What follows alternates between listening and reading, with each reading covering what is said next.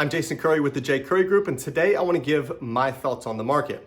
Of all homes owned in the U.S., 3 bedrooms and above, 28% of those are owned by people within the ages of 60 to 78.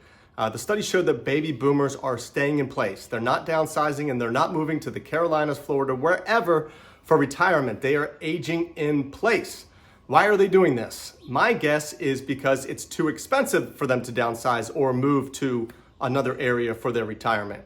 It's too expensive for them to downsize because they're staying in the same area. They're getting higher prices, higher interest rate versus a home that is already paid off or versus a home that has a low principal with a very low interest rate. Same thing with moving to the Carolinas, Florida, anywhere else, a smaller city that they would typically move to for retirement for lower cost of living.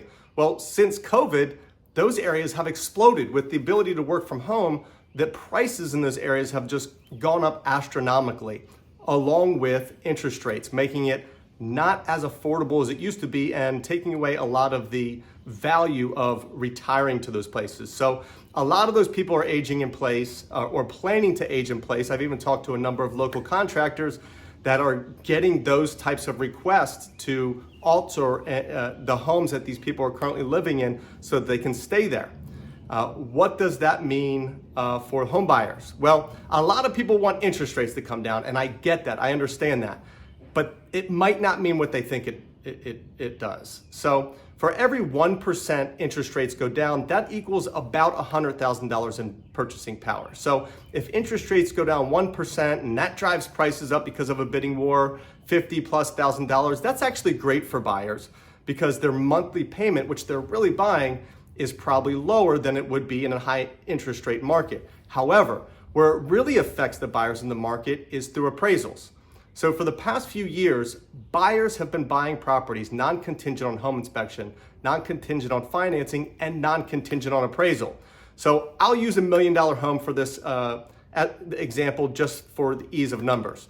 Let's say a fair market value of a property is $1 million. Well, that property gets bid up in a low inventory market. Buyers, there's so much pent-up buyer demand, buyers come out of the woodworks or will come out of the woodworks and bid that property up. Now let's say, and they've been doing it for years, but now if we lowered interest rates by a point or more, it would happen at an extreme level. And let's say that property gets bid up to 1.1, 1.2, 1.3.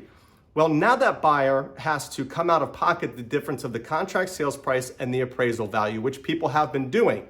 And the only people that can do that are people that have deep pockets, that are cash heavy and can manage to make that on top of their down payment, that difference between the appraisal value and the contract sales price.